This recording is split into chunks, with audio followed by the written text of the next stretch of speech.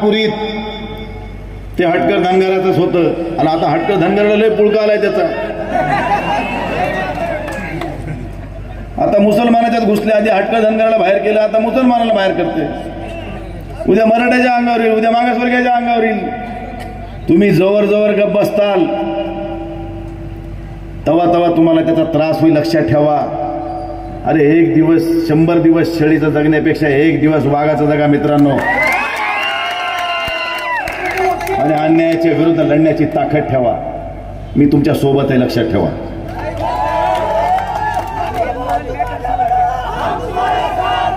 मला माहिती मिळाली की गंगाखेडमध्ये काही लोकांना धमकावण्याचं सुद्धा काम चालू आहे. असा कोणी जरी असेल ना, त्यानं फक्त मला आवाज द्यायचा. मी जर नाही आलो ना तर नाव बदलून ठेवीन. त्यामुळे मित्रांनो, काळजी करू नका, कोणाला भीक घालू नका, कोणावर अन्याय करू नका, कोणाचा अन्याय सहन करू नका. आपल्याला अधिकार दिलाय, बाबासाहेबांनी घटना दिली आहे. त्या घटनेने तुम्हाला आम्हाला सगळ्याला लोकशाहीमध्ये जिवंत राहण्याचा, चांगल्या पद्धतीचं काम करण्याचा नैतिक अधिकार दिलेला आहे. त्या अधिकाराचा सदुपयोग करायचा, आम्हाला दुरुपयोग नाही करायचा.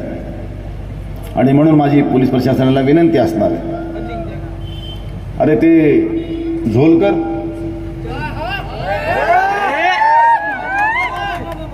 त्या तहसीलदाराच्या गाडी अडवून त्याच्या अंगावर जाणं, त्याला अडवून 2-2 तास त्याला वेठी धरायचंय. पोलिसाकडे फिर्याद गेल्यानंतर पोलीस वाट बघते, नेता येते का, फोन लावून काय म्हणते का, मग त्यांना तक्रारच देऊ द्या. अरे एक न्याय तालुका न्याय दंडाधिकारी बाबतीत अशी जर घटना घडते आणि तुम्ही जर उघड्या डोळ्याने जर बघत असताल, आज त्याच्या गिरेबानावर हात गेला, उद्या तुमच्या गिरेबानावर हात गेल्यावर तुम्ही काय करणार ते सांगा मला. एवढी लाचारी कोणासाठी?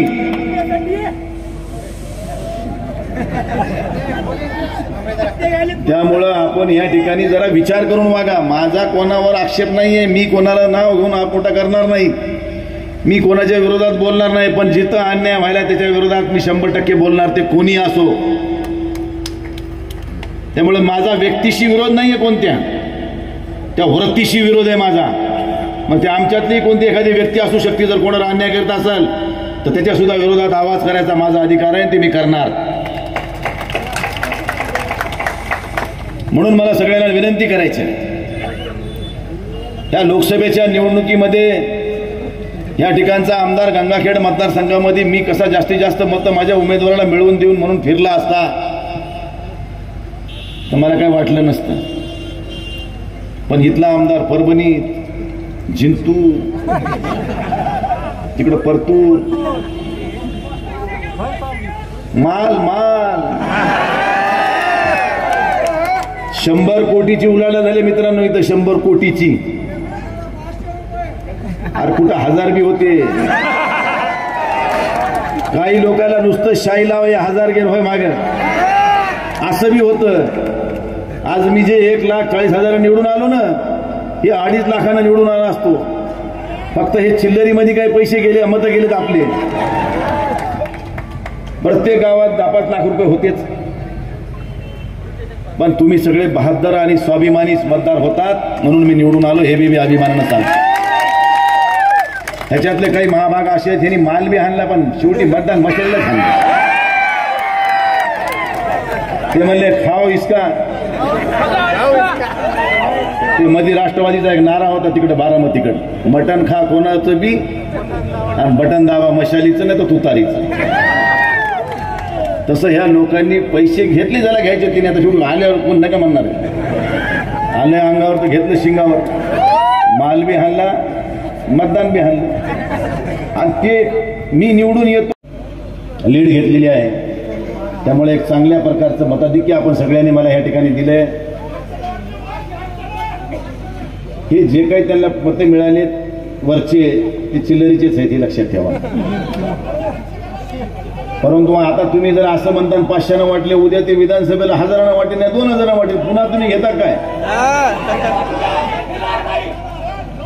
म्हणून मला आज सगळ्याला विनंती करायची आहे, एकदा सगळ्यांनी हात वरी करून शब्द द्यायचे आहे वज्रमूठ करून, की आम्ही पैसे घेणार नाही आणि विधानसभेला ह्याला काम दाखविल्याशिवाय सोडणार नाही. असा जरा निर्णय मागं उठलीत नाही आता घ्यायचं का 1000 तुम्हाला सगळ्याला हे असं जरा हात दिला वरी मायबापाच्या इमानदारीने जरा येणारी विधानसभा ही या ठिकाणचा आमदार आम्ही पाडल्याशिवाय राहणार नाही असे शपथ घ्यायचे आपल्या सगळ्याला कारण गद्दारी करणारे जनतेशी बेईमानी करणारे ज्यांचं खायचं पुन्हा तिथे जाणार हागायचं हे असे धंदे करणाऱ्याला ह्या विधानसभेच्या निवडणुकीत त्याची जागा दाखवल्याशिवाय सोडणार नाही मी आता ह्यावेळेस माझ्या दारात मांडव होता लय कुठं बी येऊ लोकांनी नाचले आता गंगाखेडमध्येच नाचणार आहे मी विधानसभेला लक्षात ठेवा आणि तुमच्या पाठीशी खंबीरपणाने उभं टाकणार आहे कोणाची किती ताकद आहे कोणाजवळ किती गुंड आहेत मला बी बघायचे विधानसभेला तुका म्हणे ते पाहिजे जातीचे येड्या गबाळ्याचे काम नव्हे दुसऱ्याला पुढी करून लढाई लढून होत नाही तर आम्ही लढणारे स्वतःच आहे पुढी माझ्या एकाही कार्यकर्त्याला ज्या दिवशी हात लागेल ना पहिला वार माझ्यावर होईल मग कार्यकर्त्याच्या अंगावर जाईल एवढं सांगतो तुम्हाला आम्ही काही मेल्या आईचं दूध पिलेलं नाही पण अन्यायाच्या विरुद्ध लढण्याचं मला माझ्या मायबापानं माझ्या मित्र परिवारानं मला जन्मापासून शिकवलंय माझे वडील एक अल्पभूधारक शेतकरी होते कुठलीही माझ्या पाठीशी राजकीय पार्श्वभूमी नाही मी काही घरचा काही ह्यांच्यासारख्या शेतकऱ्याचा माल हाणून मोठा झालेला कार्यकर्ता नाही कुठलं माझं सगळ्या सोयऱ्याचं राजकारण नव्हतं कुठली माझी भावकी सोयरं धायरं गणगोत असं काही माझे 22 गावं नव्हते परंतु हे माझं गणगोत आहे लक्षात ठेवा